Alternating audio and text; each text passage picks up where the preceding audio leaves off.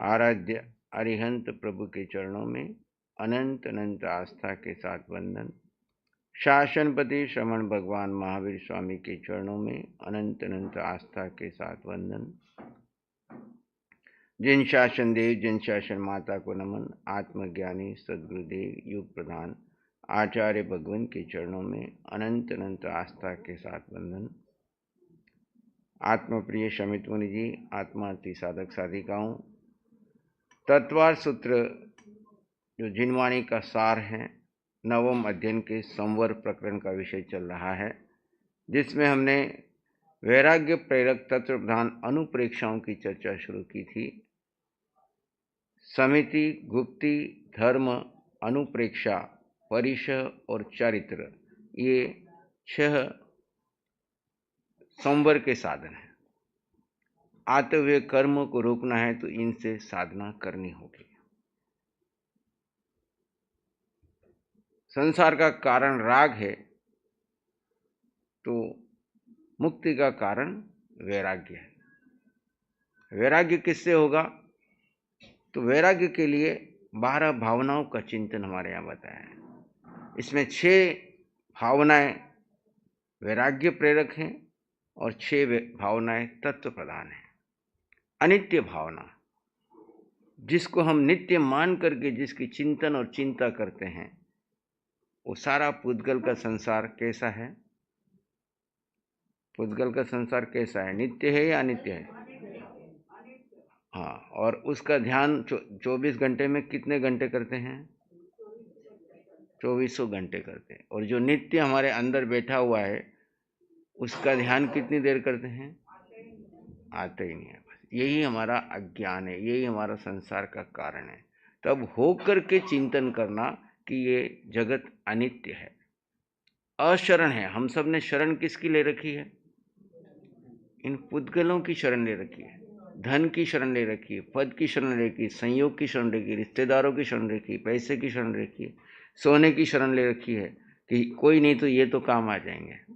लेकिन ये कोई शरण देने वाले नहीं है, सब अशरण है, अनित्य अशरण। और संसार का देखो और उस पर चिंतन करो कि संसार में सार क्या है, कौन सुखी है इस संसार में। सुखी होने के लिए सारा संसार पुद्गल को इकट्ठा कर रहा है। गरीब किससे दुखी है? धन नहीं है ना, दोहा है ना इसका, संसार में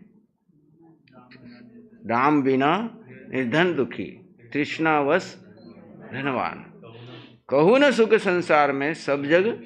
और गरीब ये समझ रहा है कि धन आ जाएगा सुखी हो जाऊंगा, धनवान ये समझ रहा है और धन आ जाएगा तो सुखी हो जाऊंगा, लेकिन कोई सुखी नहीं है सारा जगत, क्योंकि पुद्गल में सुख है ही नहीं। इस संसार को देख करके वैराग्य की उत्पत्ति करना। फिर एकत्व भावना, हम आपको भी कह देगा आपके सब दुनिया में सब चले गए, कोई नहीं, आप अकेले हो। खाली इतनी कल्पना से आपको धार धार आंसू शुरू हो जाएंगे। वास्तव में तो कुछ हुआ नहीं है, लेकिन अगर आपको ऐसी कल्पना में जाके ऐसा बता दिया जाए, आप ये आपके पास ऐसा फोन आ जाए कि आपका परिवार, आपका संसार सारा चला गया, भले वो झूठा फोन ही आ गया, लेकिन आपको क्या शुरू हो जाएगा? हाँ भाई, लेकिन ये भावना क्या कह रही है? आप अकेला अवतरे मरे अकेला, यो कब हुई या जीव को साथी सगो न। हम जितने साथी सगे मान रहे हैं वो कोई आपके थे नहीं, आपके हैं नहीं, आपके होंगे नहीं। अभी इसी क्षण आप आंख बंद करो, कोई आपके साथ जाने को तैयार है? और जब आए थे तो कोई आपके साथ आया था? जो यहाँ पर बैठे वो किस गति में थे? पहले आपके साथ उनका क्या संबंध था? कुछ ज्ञान है? अगर आपको भूतकाल का सारा ज्ञान हो जाए तो शायद आप उस घर में ही नहीं रह पाओ। वो जीव किस गति से आया, पहले क्या था, क्या करके आया, ये सारा ज्ञान अगर आपको हो जाए तो आप उनके साथ रह नहीं पाओ शायद, है ना। इसलिए आपके ज्ञान के ऊपर पर्दा डाल दिया कि आपको भूतकाल का कुछ पता ही ना चले, तभी तो आप ये संसार में जी पा रहे हो।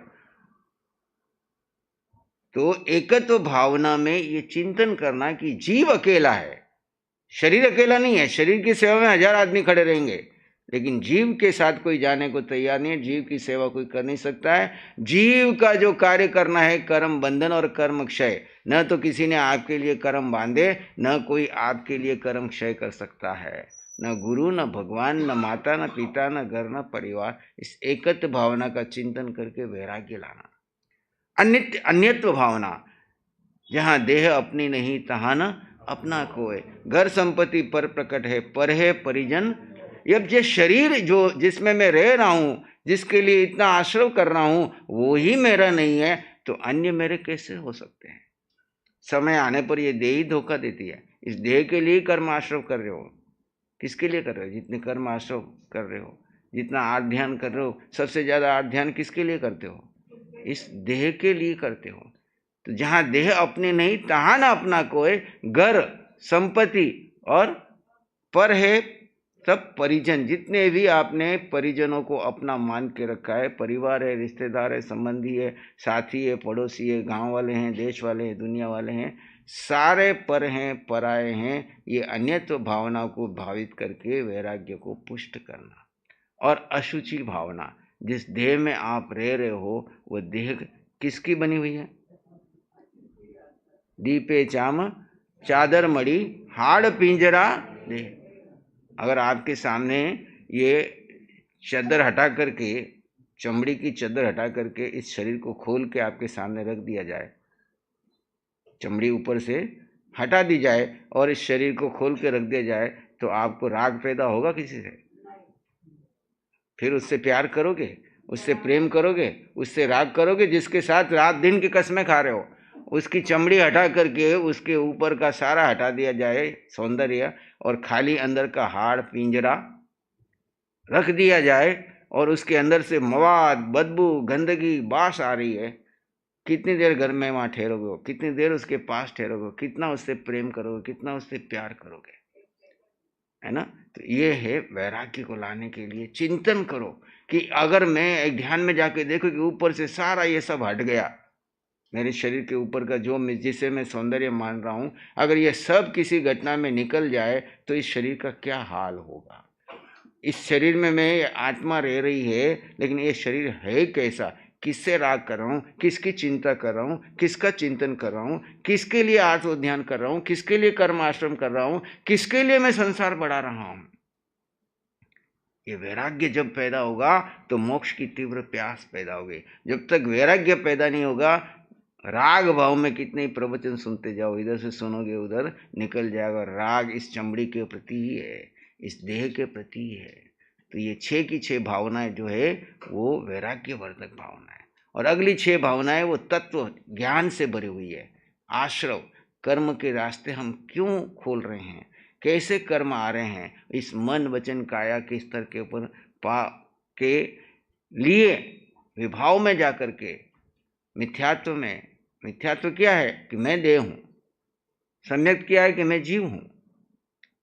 आश्रव का सबसे पहला मिथ्यात्व, कल ही मैंने बताया था कि 99,999 रुपये किसी को चुकाने हैं, तो एक 9 का यानी एक लाइन कम करने जाते हैं, 9 की जगह 4 करना चाहते हो आप, 5 लाइन है ना, 99,999 में एक कम करना चाहते हो, तो कितने रुपए चुकाने पड़ेंगे?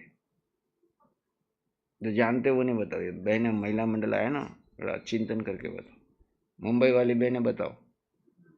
99,999 रुपये चुकाने हैं, 5 आंकड़े 9 के हैं, ये ज्योतिषाचार्य है ना। तो एक 9 का कम करना है, यानी 4 लाइन रहनी चाहिए, कितने रुपए चुकाने पड़ेंगे? हाँ, हिसाब लगाओ। महिला बहन 9,000 चुका दोगे तो 99,000 रह जाएंगे। 99,999, 9,000 चुकाओगे तो कितने रहेंगे? तो अभी 99,009 रह जाएंगे। आंकड़ा कम कहाँ हुआ? 5 की 5 लाइन है, एक आंकड़ा कम करना है। न पीछे 0 होना चाहिए, न पीछे आगे 9 होना चाहिए, एक आंकड़ा रहना, 4 आंकड़े रहने चाहिए। कितने रुपए चुकाने पड़ेंगे? सब हिसाब फेल हो गए, कंप्यूटर का जमाना आ गया ना, ये मोबाइल ने सब हिसाब ही भुला दिया। 90,000 रुपये चुकाओगे तो 9,999 रहेंगे। यानी पहला आश्रव है मिथ्यात्व, दूसरा है अवृत, तीसरा है प्रमाद, चौथा है कषाय, 5वां है योग। तो इन 5 में से पहला मिथ्यात्व 90,000 रुपये का है, दूसरा अव्रत 9,000 रुपये का है, तीसरा कषाय प्रमाद 900 रुपये का है, कषाय 90 रुपये का है और व्रत 9 रुपये का, योग 9 रुपये का है, जो योग केवल ज्ञान के बाद भी रहेगा। अब हम किसको कितना महत्व दे रहे हैं चुकाने में, ये देखो। मिथ्यात्व को तो सेवन किए जा रहे हैं और यात्रा इधर योग से शुरू कर रहे हैं, कषाय से शुरू कर रहे हैं, व्रत से शुरू कर रहे हैं, उल्टी यात्रा चल रही पंचम आर्य में। चौथे आर्य में पहले से यात्रा शुरू करते हैं, पहले मिथ्यात्व को तोड़ो, सम्यक को परिपक्व करो, क्षयिक सम्यक को लेके आओ, फिर क्षयिक संकेत ले ली तो आत्मज्ञान से केवल ज्ञान, 2 ही ज्ञान, बाकी ज्ञान की जरूरत नहीं है। आत्मज्ञान भेद विज्ञान से मिथ्यात्व टूटेगा, आत्मज्ञान से बाकी के व्रत प्रमाद कषाय ये सब टूटते जाएंगे और योग रहेंगे, और अंतिम योग रहते हुए भी केवल ज्ञान हो जाएगा और सब अयोगी हो जाओगे तो सिद्ध शिला में चले जाओगे। तो मिथ्यात्व को तोड़ने के लिए आपको तत्व की जरूरत है, तत्व ज्ञान की जरूरत है। आश्रव, संवर, निर्जरा, लोक भावना, बोधि दुर्लभ भावना और धर्म भावना, ये 6 की 6 क्या है? तत्व परख भारा है। तत्व का ज्ञान प्राप्त करके सत्य को जानो, सत्य पे श्रद्धा करो और सत्य में जीने का प्रसाद करो। सत्य को यानी आत्मा को जानकर आत्मा में स्थित हो जाओ, फिर केवल ज्ञान दूर नहीं, आत्मज्ञान दूर नहीं। और शुरुआत भेद ज्ञान से होगी, जड़ और जीव का भेद करो। किसको कौन भेद करेगा? जिसको तत्व का बोध है। इसीलिए का तत्वार्थ श्रद्धानाम सम्यक दर्शनम। जब तक सम्यक दर्शन नहीं है केवल ज्ञान नहीं होगा, आत्मज्ञान नहीं होगा, मोक्ष नहीं होगा। ये सम्यक दर्शन ज्ञान चरित्राणी मोक्ष मार्ग, सम्यक दर्शन से ही ज्ञान होता है। और ज्ञान भेद विज्ञान, बाकी किताबों का ज्ञान हो या नहीं है, पहले भेद विज्ञान, जड़ और जीव का भेद हो जाए और भेद ज्ञान होगा तो आत्मज्ञान परिपक्व हो जाएगा, आत्मा का ज्ञान होगा। और जिसको आत्मज्ञान हो गया वो केवल ज्ञान लेकर उठेगा। ये 12 अनुप्रेक्षाओं का समय समय पर चिंतन करते जाइए, ध्यान में बैठिए, एक सामायिक रोज की एक भावना पे रोज कीजिए। उसकी चिंतन की गहराई में जाते जाते जब वैराग्य की भावना तीव्र उठेगी, उसके बाद शांत होकर के समाधि में होकर ध्यान में चले जाइए और स्वभाव में रहिए। एक घड़ी तक एक विचार भी ना आए, ऐसी स्थिति इस काल में लेके आ जाइए तो आपका ये पंचम आर्य का ये बहुत सार्थक हो जाएगा। 2 घड़ी तक चले जाओगे तो केवल ज्ञान हो जाएगा। अगला सूत्र है सूत्र क्रमांक 8, मार्गा च्यवन निर्जरार्थ परिशोधव्या परिशः। धर्म मार्ग से च्युत न होने और कर्मों की निर्जरा के लिए जो सहे जाए वे परिश है। परिशः को संवर में लिया है। परिशः क्यों सहन करने? परिशः है क्या? तो कहा धर्म मार्ग, जो हमने धर्म का मार्ग ग्रहण किया है, आप श्रावक बने चाहे हम साधु बने, है ना, धर्म के मार्ग पर चल पड़े, तो इस मार्ग से कभी छोटी छोटी समस्या आए, भूख लगे, प्यास लगे, मच्छर खाए तो घबरा करके धर्म छोड़ के ना भाग जाए।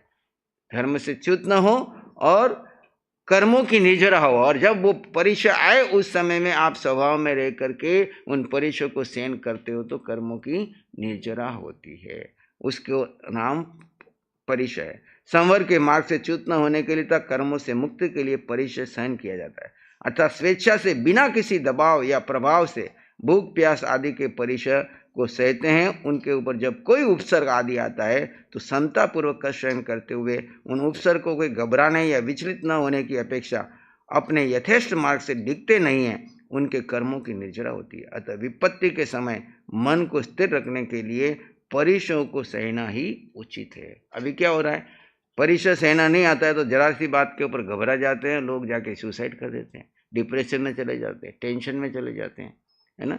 क्यों?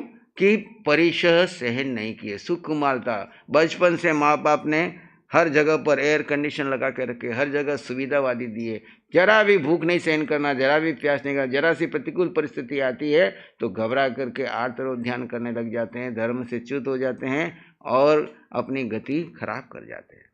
परिशयों की संख्या कितनी है? अगले सूत्र में कहते हैं, शुद्ध पिपासा शीतोष्ण दंश मंसक नग्न्यारति स्त्री चर्या निष्द्या शय्या आक्रोश वध याचना अलाभ रोग तृण स्पर्श मल सत्कार पुरस्कार प्रज्ञा ज्ञाना दर्शनानि। क्षुधा त्रिषा शीत उष्ण दंश मंशक, नग्नत्व, अरति, स्त्री, चर्या, निषद्या, शय्या, आक्रोश, वध, याचना, अलाप, रोग, तृणस्पर्श, मल सत्कार, पुरस्कार, प्रज्ञा, अज्ञान और अदर्शन, ये कुल 22 परिचय बताए हैं शास्त्रकार ने। 22 परिचय बताए हैं, जिसमें कुछ परिचय मौसम के कारण आते हैं, कुछ किस तरह से आते हैं, इसकी डिटेल यहाँ देख। क्षुधा का मतलब क्या है? बोलो। भूख। भूख किसको लगती है? शरीर को लगती है। आपको, आप क्या कहते हैं? मुझे भूख लगी है। और आप कौन हो? आप कौन हो? और आत्मा को कोई भूख लगती क्या? ये अज्ञान है। ये अज्ञान ज्ञान में बदलो कि जड़ और जीव का भेद करो। भूख इस देह को लगी है, अब ये देह सहन करेगी और मैं इस देह को जानूंगा, देखूंगा कितना सहन कर सकती है। उपवास क्यों कराते हैं? एकादशी क्यों कराते हैं? आइमबिल क्यों कराते हैं? मांस कमन क्यों कराते हैं? कि भूख देह को लगेगी और मैं जीव अपने स्वभाव में बिना भोजन के कितने दिन रह सकता हूँ, देखता हूँ। क्या शरीर मरता तो नहीं है ना? 6-6 महीने तक भी इस शरीर को भोजन न मिले तब भी ये शरीर जीवित रहता है ना? तो जीव की उपस्थिति में, लेकिन जीव ने आज तक एक भी भोजन का दाना खाया नहीं, पानी की बूंद पी नहीं। ये भेद ज्ञान करने वाला ही इस भूख को, क्षुधा को, इस प्यास को, तृषा यानी प्यास, शीत यानी ठंड, ठंड किसको लगती है? सब भेद करो यहाँ पे। ये सारे परिचय शरीर पे आते हैं और मिथ्यात्व कहता है सब मुझे भूख लगी, मुझे प्यास लगी, मुझे ठंडी लगी, मेरे को बीमारी आ गई, मेरा कोई ध्यान नहीं रखता है। और इस चक्र में वो आर्तरोध ध्यान करता है। और ज्ञानी वहाँ पे क्या करता है? भेद ज्ञान करता है कि हो ये कर्म उदीर्णा करने का अवसर आया है, ये विपरीत परिस्थिति आई है, मैं इस विपरीत परिस्थिति में जीव में स्थित होकर के इस परिचय को स्वभाव में रह करके क्षय करूँगा, जानूंगा, देखूंगा। कितने की सताती है ठंड? चलो ठंड लग रही है ना, 2 चादर ओढ़ी है, एक हटा देता हूँ, फिर कितनी लगती है? एक ओढ़ी है, ये भी हटा देता हूँ, पतला कपड़ा रखता हूँ, फिर क्या होता है? और ज़्यादा लग रही है, इसको भी हटा देता हूँ। दिगंबर कैसे रहते हैं? वहाँ पे कल्पना करके देखो, वो पशु इतने घूम रहे हैं जंगलों में, कौन सा कपड़ा पहन के ओढ़ के बैठे हुए हैं। जब वहाँ देखोगे तो आपको क्या लगेगा? ये शरीर की ठंड तो कुछ भी नहीं है, जीव के पास अनंत शक्ति है, मैं उसमें जाता हूँ। ऐसे उष्ण दंश मंशक, मच्छर खाए तब देखो, जब एक बाटला चढ़ाते हो तो कितना खून चढ़ जाता है, और एक बाटला निकालते हो तो मच्छर कितना ले रहा है बेचारा। इतना सा डोनेशन देने में क्या तकलीफ हो रही है? हाँ, इतना डोनेशन करके आते हो और वहाँ गर्व करते हो मैंने एक ब्लड डोनेशन दिया, और तो सारी सीजन में एक बोतल जितना खून भी नहीं पीते अगर सारे आगे लग जाए तो भी। लेकिन मुझे मच्छर खा रहे, वहाँ पे भेद ज्ञान करो। मैं जैसे ही, जब भी, मैं सीक्रेट बताता हूँ, मैंने इसका प्रयोग किया है। जब भी मच्छर खाए कायुसक में चले जाओ एकदम स्थिर, और 2 मिनट तक हिलना डुलना नहीं। कितने? खाली 2 मिनट का पेशेंस आपको चाहिए। उसके बाद 1000 मच्छर भी आएंगे तो आपको कुछ नहीं होगा, लेकिन 2 मिनट तक आपको क्या करना पड़ेगा? भेद ज्ञान के द्वारा जड़ और जीव का भेद करके जीव में स्थित रहना कि 2 मिनट के लिए मैं हिलूंगा नहीं, डुलूंगा नहीं। अब 2 मिनट में वो क्या कर लेगा? अपना इंजेक्शन अंदर डाल देगा। तब जब तक वो पेट भर के नहीं उठेगा तब तक आपको एक भी पीड़ा नहीं होगी। इंजेक्शन जाते समय पीड़ा होती ना, अंदर दवाई डालता तब कुछ होता है क्या? अंदर से निकालता ब्लड तब कुछ होता है क्या? बस वो इंजेक्शन का अगला हिस्सा जब डालता है तब आप तटस्थ रहो, जड़ जीव का भेद करो। इस समय ये उपसर्ग आया है, मैं जीव में रहकर के अनंत सुख का अनुभव करूंगा। मैंने आज तक पढ़ा है अनंत सुख जीव में है, आज अनुभव करके देखूंगा, है ना? वो 2 मिनट कर लो, फिर आप 1 घंटा का अवसर करो, कुछ नहीं होगा। उसके साथ कितने और नया आकर के बैठेंगे तो भी कुछ नहीं होगा, उड़ के जाएंगे तब भी कुछ भी नहीं होगा। 1 घंटा, 2 घंटा, 3 घंटा, भगवान महावीर पूरी रात कैसे जंगलों में बैठते? कौन मच्छरदानी लेके गया उनके साथ में? कौन वहां पे कुछ बैठा हुआ था? बस उनके पास वो क्षमता थी कि उन्होंने 2 मिनट, 4 मिनट, 5 मिनट पहले हमेशा इसलिए कहा जब भी ध्यान शुरू करो पहले काउसक में चले जाओ। आधा घंटा, 15 मिनट, 10 मिनट हिलेंगे नहीं, डुलेंगे नहीं, और 10-15 मिनट आप स्थिर हो गए, फिर तो काउसक अपने आप चलता रहेगा। आपको फिर अंदर धारा लग गई तो फिर आपको हिलने का भी अवस्था नहीं आएगी। लेकिन वो अवस्था के लिए आपको भेद ज्ञान चाहिए, आपका संकल्प चाहिए। भगवान महावीर का मार्ग संकल्प का है, याचना का नहीं है। हे भगवान सिमंदर स्वामी ये मच्छर को हटा दो, कोई सिमंदर स्वामी बेले बैठे तुम्हारा मच्छर हटाना ही, इस शंखेश्वर पार्श्वनाथ यहाँ आ जाएंगे, वो किसी के तुम्हारे कुछ करने नहीं आते, खाली तुम्हारे को संकल्प करना है। तुम्हारे अंदर बैठा सिद्ध भगवान जागृत होगा और तुमको अनंत सुख देगा। वो वहां से नहीं आते। तुम्हारे संकल्प को मजबूत करने के लिए हम प्रार्थना करते हैं कि प्रभु की कृपा बरस रही है, मैं अपने संकल्प में दृढ़ रहूंगा। भगवान कुछ करने वाले नहीं, वो करता है ही नहीं, और हमको सिखा रहे न तुम करता न मैं कर। नग्नता बालकवत जन्मजात रूप, अरति अच्छा न लगना, कुछ अच्छा लग रहा है कुछ नहीं, ये जब कहते हैं आज तो कुछ अच्छा नहीं लग रहा है, वो क्या हो रहा है? अरति। स्त्री सभी प्रकार के स्त्री पुरुष संबंधी, स्त्री के लिए पुरुष का, पुरुष के लिए स्त्री का परिचय है। चर्या गमन विहार इत्यादि। निष्ठिया एक जगह बैठे हैं और उपसर्ग आ गया। शैया सोने के समय नीचे से कोई चुभन हो रही है, कुछ ऐसा हो रहा है। आक्रोश कठोर वचन किसी ने बोल दिया, गाली गलौज कर दिया है। वध किसी ने आके कोड़े मार दिए, कोई गालियां दे रहा है, ऐसी परिस्थिति आई। आप देखो बेचारा अज्ञान में कर रहा है, उसको क्या, उसका क्या दोष है? मेरा कोई कर्म आया तो वो तो निमित्त है, उसका कोई दोष नहीं है। याचना, आप भिक्षा के लिए गए और गए अट्टे कट्टे कहाँ भीख मांगते फिर हो, आपको 2-4 शब्द सुना दिए, आप वहाँ पे ज्ञाता दृष्टा रहो, ठीक है, उसने अपना धर्म निभाया, मैं अपने धर्म में रहूंगा। अलाभ, सामने वस्तु पड़ी है पर कोई दे नहीं रहा है, तुम समझो ये मेरे को आज अलाभ परिचय आया है, मैं इसको संभव में चयन करूँ। रोग, बीमारी आ गई, समझ लेना मेरा वेदनी कर्म निकल के आया है, इसको मुझे क्षय करना है। ऐसे तृण स्पर्श, पुराने आप विहार कर रहे हैं, कोई कांटे चुभ रहे हैं, कोई कंकर चुभ रहे हैं, ऐसा कुछ लग रहा है तो मल, शरीर पर एकत्रित मल, कोई बहुत गर्मी है, पसीना आ रहा है, मेल लग रहा है, तो उसको भी क्या दृष्ट भाव से देखो। सत्कार पुरुष का, खूब पूजा प्रशंसा हो रही है, पुण्य का उदय है, समझो मेरा सत्कार नहीं है, जीव का कोई सत्कार नहीं, जीव का कोई अपमान नहीं। पुण्य का उदय है तो सत्कार हो रहा है, पाप का उदय है तो अपमान हो रहा है, दोनों में मैं तो ज्ञाता दृष्टा रहूंगा। प्रज्ञा, पांडित्य का गर्व, मुझे मेरा बुद्धि बहुत अच्छी चल रही है, कोई प्रश्न उत्तर में फटाफट उत्तर देता हूँ, तो अहंकार नहीं करना। वहाँ पे समझ नहीं, ठीक है पूर्व का कोई क्षयक्षम कहे तो मुझे बात जल्दी समझ में आ जाती, सामने को नहीं समझ आती, मैं ज्ञाता दृष्टा रहूंगा। अज्ञान, बहुत कोशिश करते फिर भी कुछ याद नहीं होता है, तो वहाँ समझना कि अज्ञान रूपी परिचय है। ऐसी अदर्शन, मुनि मार्ग में आस्था का चलित होना, यानी दर्शन के ऊपर ऐसे 22 प्रकार के जो परिचय है, कोई भी परिचय उदय में आए, भेद ज्ञान के साथ देखो और अपने स्वभाव को छोड़ो मत, तो ये सब परिचय कर्म उदीर्णा के कारण बनेंगे और निर्जरा का कारण बनेंगे, बंधन को रोकेंगे, धर्म में स्थित रहेंगे। परिचय के अधिकारी कौन कौन है? तो 10वें सूत्र में बताया, सूक्ष्म संप्राय छद्मस्त वितराग योस चतुर्दश। सूक्ष्म संप्राय और छद्मस्त वितराग में 14 परिचय संभव है।